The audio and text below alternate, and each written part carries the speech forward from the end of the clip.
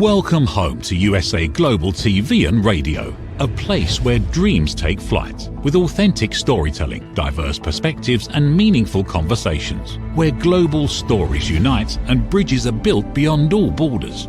Discover world-class education, entertainment, hope and inspiration. Together, we're building bridges worldwide. Subscribe to our channel, USA Global TV. Download our app, USA Global TV. Be our guest or join our team. Visit usaglobaltv.com.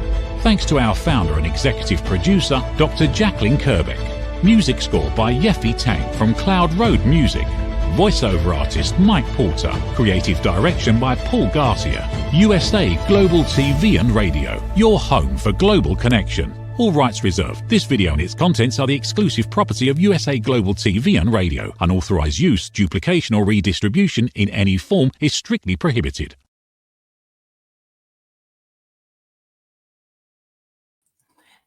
Hi, welcome to the Persistence Payoff Show. We're here on USA Global TV and Radio. I'm your host, Kimberly SCHAFER. I'm the inventor of the Ring Thing, which is a patented waterproof ring holder. I'm on my second journey in life and just really enjoying it. I'm a first-time entrepreneur and first-time inventor. This show is focused on the quality of persistence and the payoffs that it brings to us. Those can be personal or professional or both. And I'm really interested in talking to people who have that quality of persistence and learn from them about their hows and their whys.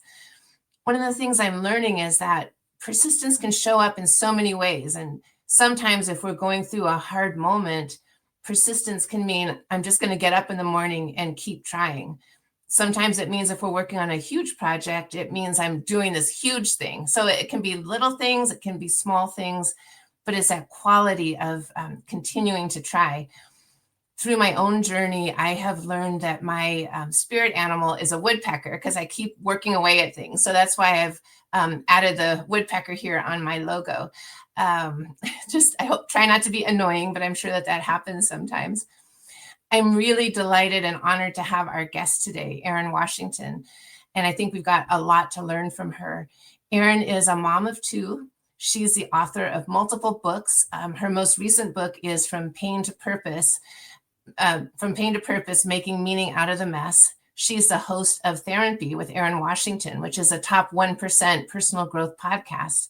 She also, after her own journey of dealing with her own body image and coming to a positive view of that, founded the Blue Butterfly Foundation, which provides a safe space for girls as well as mentorship and a lot more. So I'm really excited to talk with her and honored she's here. So welcome, Erin. Kim, so much for having me. I've been looking forward to this. Yeah, thank you. Me too. So you and I met a couple of years ago in Washington, D.C. at a women's conference, the Her Story Circle, and you were amazing because you organized that. I think it was a 4-day event, and you pretty much organized it by yourself with women coming from all over the country, also Australia, Zimbabwe, and somehow you did it with such grace, and you were a speaker yourself. And so it just was really impressive. I don't know about grace, but we pulled it off. I think I'm more of a speaker, I found, than an event planner. I'm not sure event planning is my jam anymore, but I really loved speaking to that group and meeting you. Yeah, it was really great. And it was live streamed, I think, all over the world. So that was great. So thank you for being here and making the time today. And, you know, as I've thought about our conversation and thought about your journey, it feels to me like there's kind of two time periods that I'd be interested in talking about. And one is up until the time of the pandemic. And during that time, I mean, you were, of course, growing up, you dealt with your eating disorders and learning to arrive at a positive body image. You got married, had your children, wrote your first book, and really started helping people. And I'd love to talk about those pieces. And then post-pandemic, it feels to me like there's been just a further transformation trajectory. I don't know what the right word is to say, but you know, you developed, all of those things are still there and still true, but you've really been on a spiritual journey. You founded your own podcast, and now you're in the top 1% of personal growth podcasts. You rebranded. You're a single mom and navigating that. So just a lot. And sometimes people talk about our lives as in chapters, and I tend to think of them as songs. And so we have different verses, and so there's a couple of different verses here that I would love to talk about, if that's okay with you. Oh my gosh, absolutely. And as you were explaining that, Kim, it's almost like there were 3 sections of my life. Like you were talking about pre-COVID and post-COVID, but even before then, like the pre-COVID that you're speaking of is when I did kind of get my body image together, but there was a whole other chapter, song, you want to say, before then of about 20 years where I struggled with multiple eating disorders, not having any self-worth. There was some depression sprinkled in there and just kind of felt lost. And I never in a million years thought that I would ever be in the wellness space, encouraging and inspiring other women when I struggled so much. So I would say up until about my late 20s, maybe early 30s, I still, even coming through actual eating disorders, I was still restricting and depriving myself and feeling like that was the honorable way to get myself in shape, and just felt like as soon as I found my physical ideal, I would be my highest self, because that was the only thing that mattered to me. It was my value. I grew up as an athlete, and a lot of that stemmed from playing soccer. I thought I had to be thin and fit and fast for soccer. And then when my career was over and my body didn't look the same, I tried to find value and validation from my physical body. When I stopped abusing my body and just started honoring my hunger cues and, eating when I was hungry, stopping when I was satisfied, and not punishing my body, I would say. I was running for PRs, and it was very like punishing energy. Now I live in more of a flow state, which in a journey. And when I started living this way, that is when I found my physical ideal. So as you mentioned, I wrote my first book. It was called Squats and Margaritas, A Journey to Finding Balance, to the woman that's working out and not seeing results. You're punishing yourself, over exercising, barely eating. When I lived that way, I never found my physical ideal. So now that I have it, I'm going to put this book out and write as my highest self and help all the women. And I thought that was my purpose. And I told myself I went through all my mess to come out and show women how to finally get in shape. And I put out my first book. The world quite literally shut down in a pandemic. And as that was happening, I had a little bit of a following from the book, and I would just go live on Instagram, and I was talking to other moms and saying, like, what is everyone doing? How in the world are we supposed to raise our children when there are no playgrounds, there's no schools? I can't even go to the gym to get a workout. Like, what is everybody doing? And I had no other intention. It wasn't an audition. It wasn't like trying out for something, but a program director was watching me every week. And I always say, you never know who's watching you or what is in store for you. I never thought about having a podcast. It was nothing I'd ever considered, but this program director was watching me every week on Instagram. And one day she called me and said, this is a show and I want to produce it for you, and gave me the equipment. And it's my favorite thing I've ever done. But at that point, it was Squats and Margaritas. And I would talk to other moms about finding balance. And as you mentioned, I've had a little bit of a spiritual awakening, I guess I would call it. I started talking less about drinking and went from being like, I was the Fox 5, like hangover expert in DC. And I would like watch those clips now and just feel kind of cringy about it. Like, I'm telling women how to drink and not be hungover. And it just no longer felt aligned. And I would talk to guests or want to book bigger guests for my show and want to talk about their sobriety journey and what they were doing. But I'd catch myself saying, well, my show's called Squats and Margaritas, but I don't really drink anymore. And I thought to myself, why is it even called that? And it was scary after building a brand. I'd been doing it for 4 years and just kind of hustling that name everywhere to step away from that. But it didn't feel aligned anymore. So I realized that my show is straight therapy every week. It's me going through whatever I'm working through, which right now, as you mentioned, is divorce, co-parenting. I have OCD. My daughter is dealing with ADHD. Just like personal growth, self-worth, relationship things that you would talk about in therapy, I talk about live with a professional. So I call it thERINpy. And my hope is that other women or men who listen can get the answers that they're looking for without having to be vulnerable themselves. And the more I've stepped into that, I've never felt more aligned. Like, this is exactly what I'm supposed to do. And it just kind of, my conversations flow organically with just what I've been working on myself. And then I get DMs from other women like, this is me. Thank you for saying it. I feel seen.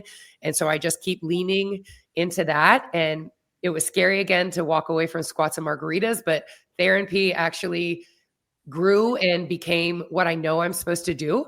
And as an extension of the personal growth and self-improvement space that I'd walked into, I noticed that I had all these incredible women that I'd been able to connect with through my podcast that I never would have met any other way. And I was like, what can I do with this? So I decided to create a nonprofit for teen girls that were struggling with body image, self-worth, all the things that I struggled with. And there was no social media, so I can't even imagine what they're struggling with now. But there was no space for me to go and talk to someone. And I felt like my mom wouldn't get it. And I pictured a man with a clipboard if I went to therapy, like, tell me about your eating disorder. And I'd be like, you don't get it. So I was like, there should be a place where women who have been through things, for me specifically, it's eating disorder recovery, but we have women that speak on relationships or like abuse. And once they share their story, it's amazing, Kim, like these girls, like their vulnerability goes away and their guard comes down and they ask their questions, and we're mentors for these girls and they can talk to us. And I've never felt more lit up by anything. And it makes all the sense why I went through my mess. I was supposed to come out of it, create something that didn't exist. And I'm finally walking in alignment with why I believe my soul is on this planet. And when I stepped into that, it did kind of step away from my previous relationship and my marriage. And I'm still kind of navigating that. And again, like, it's playing out live as I do my show every week. And I don't know, it's like each week, I don't know what I'm going to be talking about. I just kind of organically talk about what I'm working through. And it's been my favorite thing I've ever done. Wow. That's you're giving me goosebumps as I'm listening to your story. That's really incredible. And I'm also, as I was listening to you talk, it's interesting to me because if, you mentioned that you had body image issues and you worked through that, and OCD, and I've heard you mention that you're a perfectionist. And so to then put yourself out in kind of not a messy way, but it's hard to curate, when you're putting yourself in that vulnerable position of doing therapy on your show, which I think is fantastic. And I'm sure that you are helping people. And I'm just wondering, what is your own self-talk in those moments? Like, do you have moments of just saying, what am I going to do? Or how do you talk yourself through any concerns that you have? There are no concerns, Kim. Like, to be honest, but it's brand new. I mean, 5 years ago, absolutely not. I would not. I didn't find true self-love and acceptance until almost 40. And I truly accept myself now. So me saying things that may be vulnerable or embarrassing, like talking about my divorce or my OCD, like I love who I am. And it was a very long journey to get here. Like, there was a point in my 20s, I would even say maybe up to my mid 30s, where I would switch places with any other woman in the room. Like, I would just look around and be like, oh, she's got this, or I wouldn't switch places with anyone. And it's so new to be saying that. It's been a journey through therapy. And I think just with age, like when you get to your 40s, you just kind of accept yourself more. And I wouldn't have been able to do this 5 years ago. And I wouldn't have been able to like hype myself up to talk about it. I wouldn't have a show like this. I was trying to present this perfect, like contrived Instagram when I started, that was what I thought you were supposed to do, because I would see these big accounts like that were sharing mom stuff, which is what I started out doing. And I was like, oh, it has to be this way. And they always were matching, and everything was like, their grid was all the same colors. And I was like, oh, that's what you have to do. And I never grew, Kim, until I just started being exactly who I authentically am. Wow. I didn't see growth. And leaning into this, like if it doesn't feel right in my soul, like if something just feels like squats and margaritas, I was like, let's just change it. And you just have to lean in. I've also like learned a lot about my human design. And I don't know if that's anything you've ever studied, but I had a reading and I realized that I'm a sacral generator and I make decisions by like hits and feelings that I get in my body. And now I just trust those. I've been getting them my whole life. I've saved people. And it was just so interesting to learn that these hits that I get are based around people's safety. And so it was all like making sense. And now if I get a feeling in my stomach, which is usually where I get it, I go with it. And it may not make sense. Like I may be at my daughter's soccer practice and something is telling me to leave. Like I always lean into these hits that I'm getting. And when you learn more about your body and your human design and how you make decisions, you can start to trust that. And I have seen things play out after leaning into like guidance that I'm getting. Like, for example, right now, I'm hearing like, stop drinking alcohol. Like, it's not serving you. And I'm like, but I had a brand about it and I was resistant, but I was like, what if I just kind of lean into this?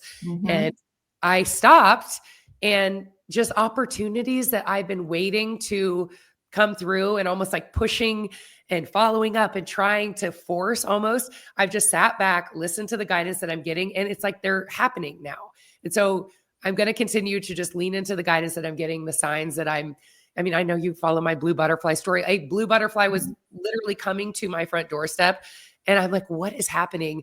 And it would be anytime I needed clarity on something, like it would come, and leaning into the signs. And again, we talked about how this is kind of a new spiritual journey for me. I wonder how long that butterfly had been there when I just wasn't open to it.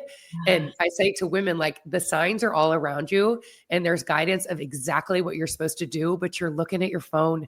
And as soon as you put down your phone and start being present, it will shock you. Like the signs that you get. Now I almost expect them. It's not even shocking anymore. Like I'll probably see that butterfly today.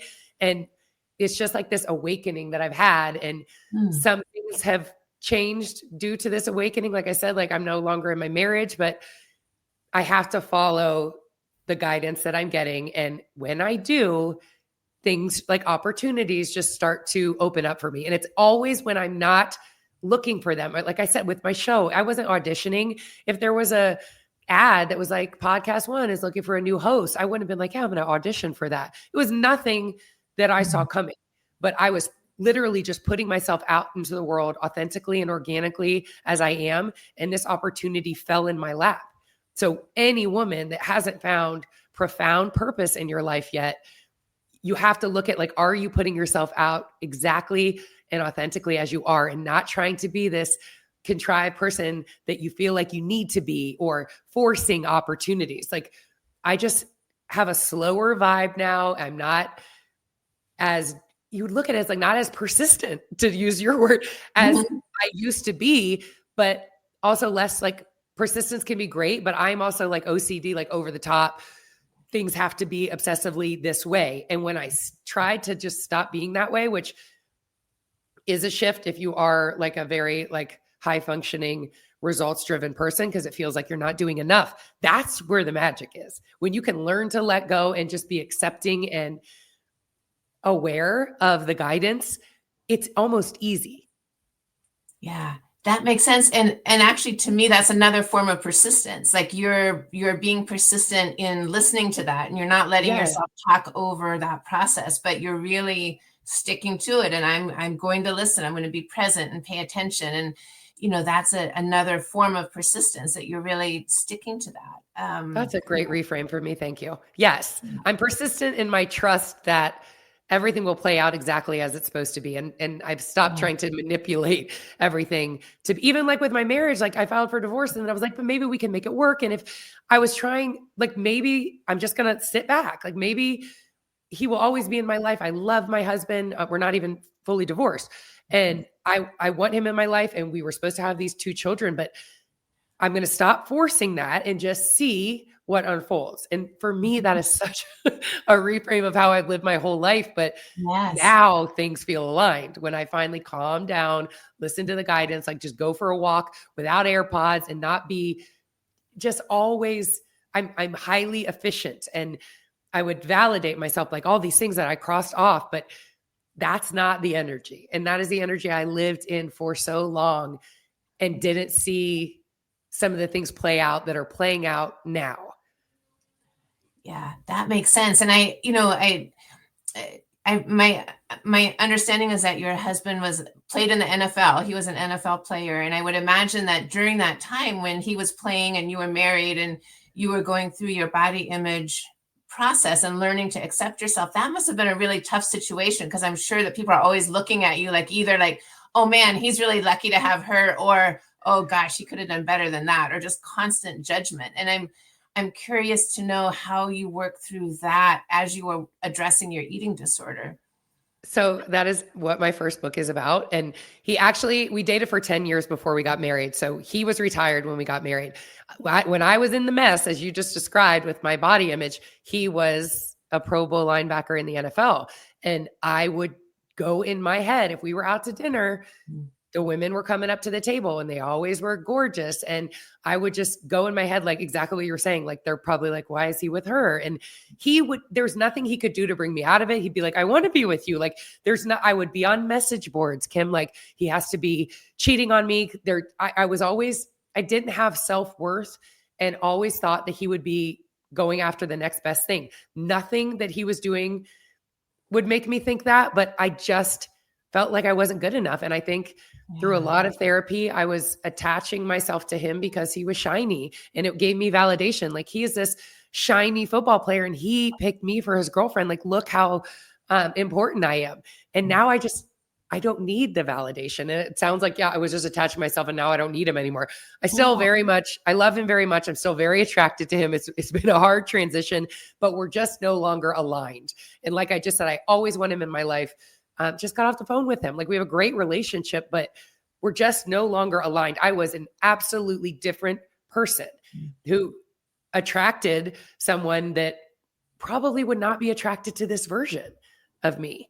And it is what it is. And that's fine. And he will always be in my life. But I feel bad for the person that was 24, that met him and was just trying to validate. And I look at it as like a different like, I feel bad for her. Like, I am not that person anymore.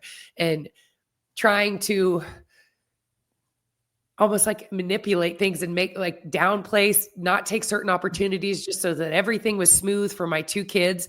I did it for a couple of years. I moved.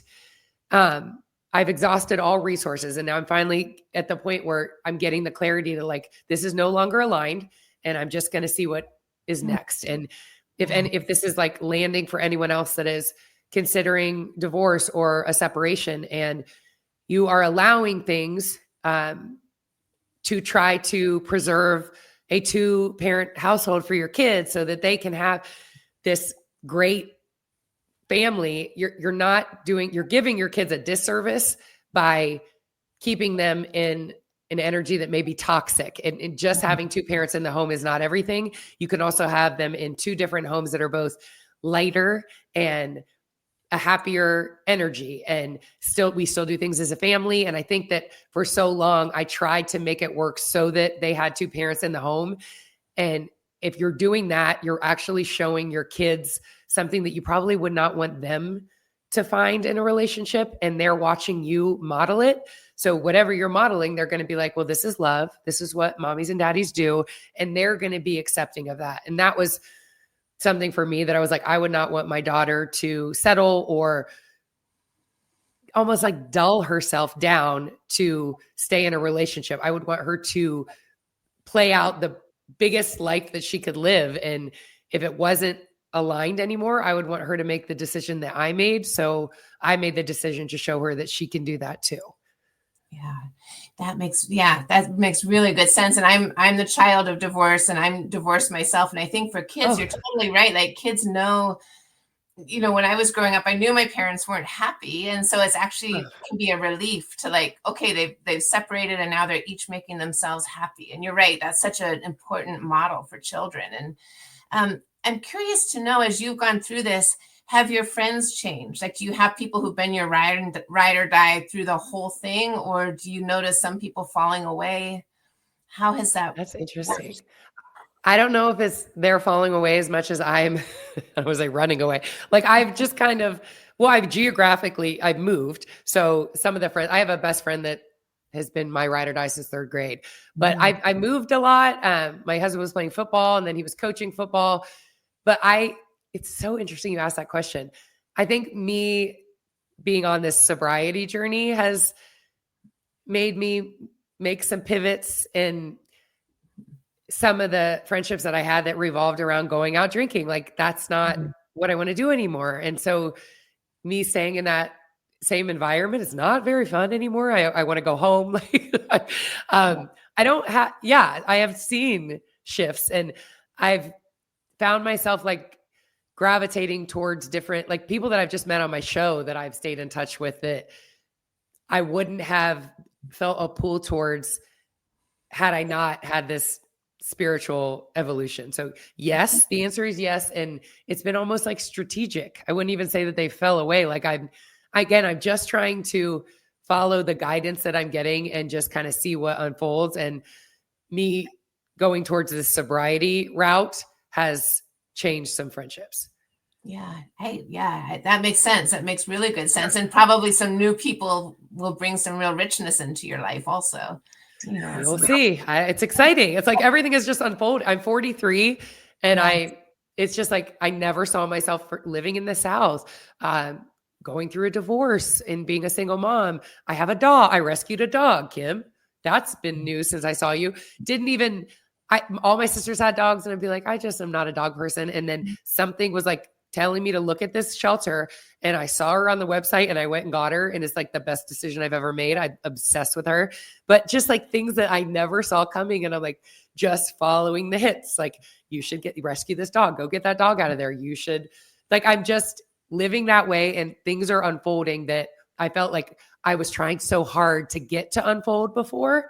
And now I'm just kind of sitting back, letting things play out. And it's exciting to see what's next.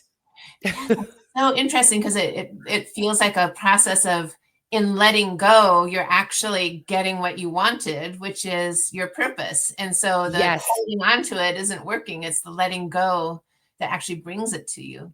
Yeah, that is exactly, if anybody gets anything out of this. Yes, that is a much more succinct way to put what I'm trying to say. All of my pushing energy of like my former brand and squats and margaritas, and I wanted it everywhere, and I needed to book the biggest guests. Like, I talked to Katie Couric when it was squats and margaritas, and I wanted everyone to know that. It wasn't a top 1% podcast then, because it wasn't, I guess it felt aligned.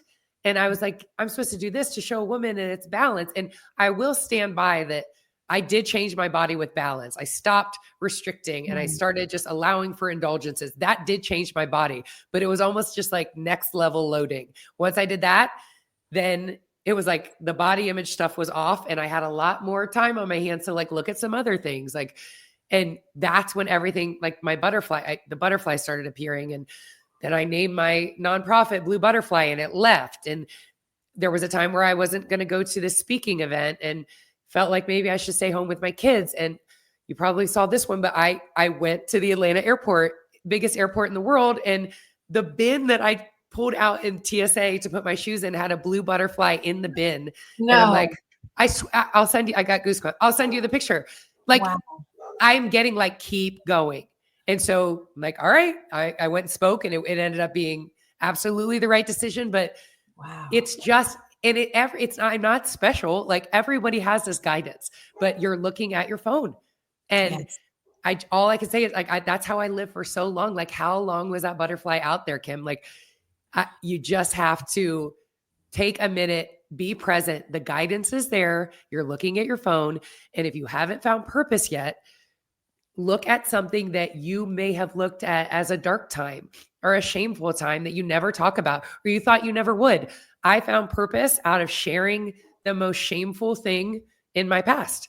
And now I talk about it very openly because it's off. So whatever that thing is, I'll give you a hint. It's whatever you're thinking of right now. Consider sharing that. You don't have to write a book, but you can write it down, tell your spouse, get it off you. And then it's like I said, like next level loading. That is what's holding you back. And that is probably where you can find profound purpose, because whatever you've come out of, there's someone still in it. And you can be the person that brings them out of it. And that's how you find purpose and make purpose from pain.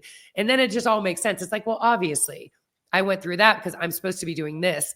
And then you create a community where you're helping other people. And then it's no longer a darker time in your life. It's your purpose. And if you haven't found it yet, that's all I can say is like, look back at that thing that you're kind of embarrassed about. You're glad that it's over. Someone's still in that, and you can help bring them out of it and find profound purpose. Wow. Oh my gosh. That is really powerful. Yeah. Thank you for that. It's really powerful. And so is your newest book focused on that, from pain to purpose? I love the title, Finding Meaning in the Mess, is like great. That's exactly what it is. Yeah. Now no one's going to buy my book. No, just kidding. It's my story. It's how I used to live. And I feel like a lot of it is from the first book. Like when I was in my mess and I was in my body image mess and honestly bulimia, anorexia, like I was obsessive about it and I was depressed. And I share that because if people see like on the cover, it's like, oh, where's her body image? That is a journey. Like that took a while. And if you're still in it, like, here's how I came out of it, exactly how I did it and how you can do it too. And it doesn't have to be a body image thing. Like maybe sobriety, maybe this touches somebody that's thinking about their drinking or looking at it. And you're supposed to be hearing this. Like everything is purposeful. And like, maybe you just clicked on this link and you're like, persistence payoff, but I'm talking about alcohol and this is like giving you goosebumps right now. It's all supposed to happen and you're supposed to be getting these hits. And like I said, I've been getting this guidance for a few years and I would kind of like, I'm like, maybe I'd try January, but I was like, what would happen if I fully lean into this guidance that I'm clearly getting? And that is just when it's like God, universe, whatever you believe is like, keep going. Like, yep, now here we go. Now she's got it. Like, and I've just never felt better and more aligned and have stepped into just complete self-acceptance when I thought 3 or 4 years ago, I've made it. I have like abs on my cover in my first book. And I'm like holding a barbell and a margarita. Like, I'll show you the way of finding your physical ideal. And it was like, that was just one part of it. I thought I had made it, but it's like, once that happened, then, the body image was off me. Then I could look at this and I wasn't writing as my highest self. And who knows what's next, but like now I'm at a higher spiritual plane and I'm creating something that didn't exist. And just because you're in something now, like, again, I used to throw up my food. I was bulimic. Now I am a wellness person. Like, you can change your life. And I share my story to show someone that is like, yeah, you're doing this and you're a speaker. I used to be scared to death of speaking. I didn't want people, I'd be in my head, like they're looking at my body. You can get yourself to a point of full self-acceptance and be able to admit the shameful things because you finally accept yourself as exactly who you are, and all of the darkness and the shame aligned to get me. It all had purpose. And once you start looking at it that way, it's just like so clear exactly what I'm supposed to be doing with my life. I went through that to help the next woman out of it, to create a place where women can feel seen and not alone and just hear my vulnerability. And then to help teen girls not get to the point where they're going to go to a relationship for validation, or they're going to put up with things because they feel like this is all that is there for them. Like, there's so much more once you realize your worth and don't have it wrapped up in body image. You're so much more than a number on a scale or the person that you're dating. And as soon as I can unlock that, like earlier for girls, especially I have a 9-year-old daughter, that is why I was put on this planet. And it is so clear to me now, but I didn't find this until damn near 40. Wow. That's really well, it shows. I mean, you have like a radiance that really is like so natural and authentic. I mean, you're beautiful, and there's this radiance that comes through. So I think that, thank you. It shows, that authenticity, and you're being present. And I think you're so right. There's so much on social media and so many pressures that look perfect and be perfect. And, it's, I'm not much of a TikTok person, but I feel like maybe TikTok has helped a little bit, and that people are taking these little videos of themselves, like standing at the kitchen sink doing something, or, maybe it's helped to normalize like not being perfect all of the time, because none of us can ever measure up to that. And it's just a really dangerous rabbit hole to go down. It's not real. That is like one of the things I speak on is if there is a teenage girl or a woman, like an older woman scrolling social media and it is ruining your day because you don't look like that woman on social media, she doesn't look like that either. She has taken 10 to 12 pictures in different angles before she found that one that is like the perfect pose to make her look a certain way. It's filters. There's so much. Don't look at accounts that are triggering you or making you feel any less than. It's not real. And there are accounts that shows like, yeah, I posted this selfie, but here is my camera roll and the other 12 that I had just to get it just right. So if it is ruining your day, like know that it's not real and unfollow that account. Like it's not you just saying that it's not real. That person, took 12 other pictures and they're holding their body a certain way. Right now, I am sitting in a window and have a natural light on me because I feel like it's almost like nature's filter. I feel better when I have a light, or some people put a ring light and it's like, oh, look at her skin is glowing. No, I'm sitting in a window. I want you to know that you could glow. It's like, it's not, everything is not what you think. And I don't want teen girls, especially, comparing. And I like I'm going to go down a tangent, but like, there are things that moms are doing. And I love my mom so much, but like she would always, if there was a vacation or a wedding, she would go on a diet. Like, well, this thing is coming up. And all it's teaching your child is that you need to be thinner to be worthy of this event. Like a thinner you or a smaller body is more worthy and acceptable to go to this event. And she would get on the scale and we get on the scale and we either like, yay, or, ugh. And all that's doing to the daughter who is absolutely watching you is like, oh, we step on a little machine and that tells us if we're happy or sad. And I think moms are so cognizant of what we say to them. It's like, oh yeah, I tell her, oh, don't worry. I tell her she's so beautiful and strong. She's the most beautiful girl. But if you're in the mirror, like, I got to lose 5 pounds or look at this, she is watching you, full stop. It's not what you're saying to her. It's how you're talking to yourself. And so I always say, like, if you would not say that to your daughter, stop saying it to yourself because she's watching you. It's not I know you're hyping her up and telling her she's so beautiful and strong, but she's watching what you're doing and the behaviors that you're modeling. Get off the scale. Stop saying you have to go on diets to go to a big event. And I will catch myself, like, stop telling them they're so beautiful. And so like, stop making it physical, because then if there's a day that they're not feeling so beautiful, they're going to feel unworthy. So I will like choke down when my daughter walks around the corner and be like, you're so strong. You're so kind. You are such a sweet girl. It takes practice, but I don't want her self-worth to be wrapped up in physical, because there are days that you're not going to feel that way. And it's got to be more like their intrinsic self-worth, because I'm a little bit passionate about this, but this is what I talk to my girls about. Like you are and like consent. The last event we did, these girls were like, I learned about consent today. And I'm like, great. I'm so glad. Like, just because he wants to do something doesn't mean that I have to if I'm not comfortable. And I can say that. And if I'm around these other girls and I'm like portraying something that's not who I am, or I feel like I can't be myself, those aren't my people. And I'm going to remove myself. And I'm like about to cry.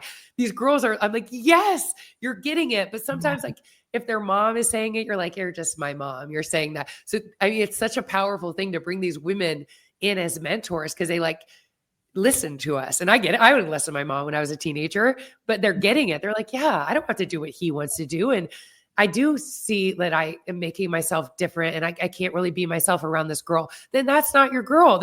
Find another group where you can be you. And I just want these girls to have this, because I did not have that in my teens, my 20s, most of my 30s.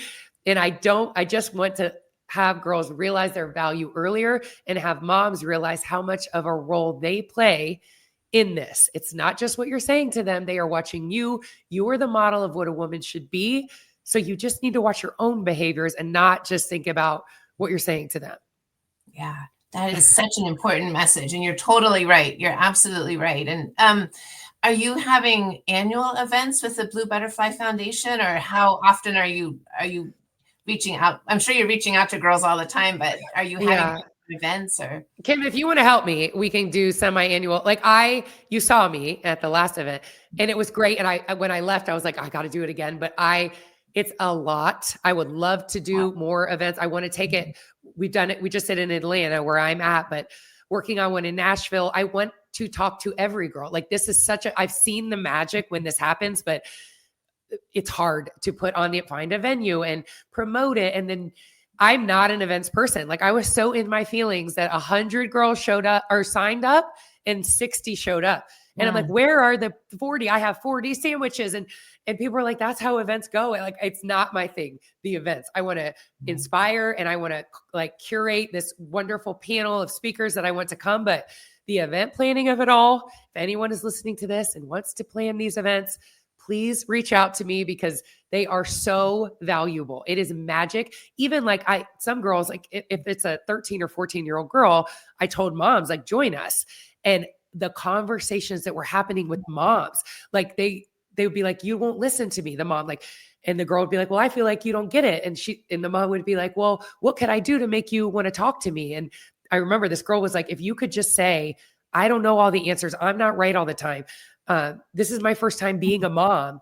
I would want to talk to you. And like all the moms were like, whoa. And I mean, they hugged and it's just magic, but it does take a lot to put them on. So right now it's annually. I would love to do more, but my bandwidth does not allow for that at this point, but I'm open to growing Blue Butterfly and doing this in every state and spreading the magic. Well, I will follow up with you because I love all of those details of operations and event planning. So oh my gosh, I'd love to help with that. That would be fantastic. And I know we're just about out of time, and this has been an incredible conversation. I'm so grateful. And I wonder if you could let people know how they can connect with you. Absolutely. I am mostly showing up on Instagram. I am Erin Washington, and my foundation is the Blue Butterflies. My book, as you can see, was From Pain to Purpose, Finding Meaning in the Mess. It is on Amazon. And my show, thERINpy with Erin Washington, is wherever you get your podcasts. And I'm so proud of that show. Just the people that I have on that you would assume, like if it's a celebrity, like they're going to be a certain way. And just the vulnerability of these women that have done my show and shared. There are just some gems there. I put it out every Monday. And again, I just feel I am on this earth to share these authentic, vulnerable conversations, and I'm going to continue to do that. Yeah. Thank you. What a great light you are. And yes, thank you for that. This has really been so helpful and interesting and a different take on persistence, right? There's all kinds of different ways to do it. So, all right. Well, thank you so much. I really appreciate your being here. And I just look forward to staying in contact. Absolutely. Thank you so much for having me, Kim. All right. Thank you. Oh my gosh, that was amazing. That was fantastic. So a couple of things. So I always end each show with a quote about persistence. And I think that this one I selected, it spoke to me, and I feel like it actually fits really well with our conversation today. This is from Marian Wright Edelman, who said, "You're not obligated to win. You're obligated to keep trying to do the best you can every day." And I think that that Erin gave us a lot of great lessons and guidance on how to do that and how to just be yourself and do the best you can, whatever that means every day. So please join us again. The Persistence Payoff Show is every other Tuesday at 12 p.m. Pacific time on USA Global TV and Radio. You can reach me through the ringthing.com. My Instagram is at ring_thing_, and I'm always available for questions or conversations. So thank you so much, and I hope you all have a wonderful day. Thank you. In a world full of noise, misunderstandings, and interruptions, master the art of listening with Dr. Jacalyn Kerbeck. Dr. Jacalyn Kerbeck is the listening mentor of USA Global TV and Radio and the Amazon #1 best-selling author of Mastering the Power of Elevated Listening. Elevate your listening. Elevate your life.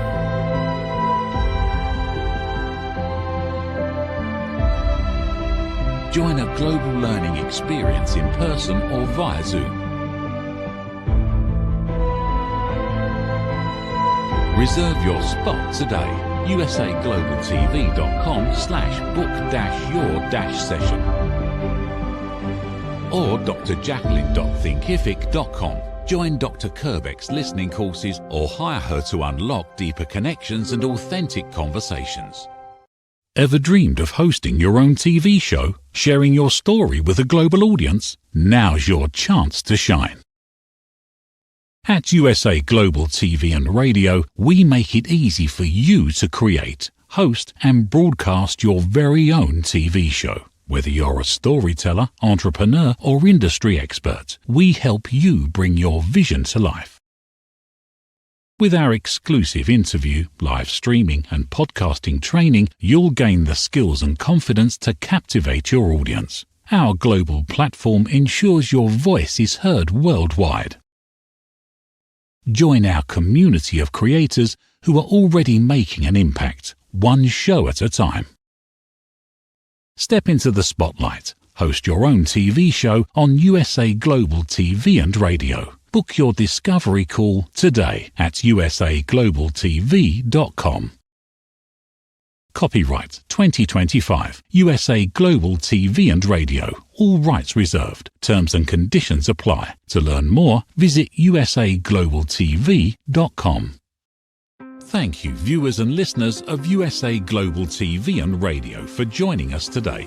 We're honored to have your time and attention as part of our global community. At USA Global TV and Radio, we believe in the power of authentic conversations, meaningful connections, and creating a world of possibilities together. Want to be part of something bigger? Join our team of elevated listeners at usaglobaltv.com, a space where your voice matters and your ability to listen transforms relationships. Stay connected with us across all our platforms for thought-provoking discussions, expert insights, and empowering stories. Subscribe to our channels at youtube.com/c/usaglobaltv. Follow us on social media and explore the endless opportunities we're creating for growth, learning, and inspiration. Together, we're not just broadcasting, we're building bridges and changing lives one conversation at a time. For inquiries, contact us at info@usaglobaltv.com. Music by Johnny Dies. Produced by Executive Producer and Director Dr. Jacalyn Kerbeck. Voiceover by Mike Porter. Creative Direction by Paul Garcia. All rights reserved. Copyright 2025. Visit usaglobaltv.com to view our full terms and conditions.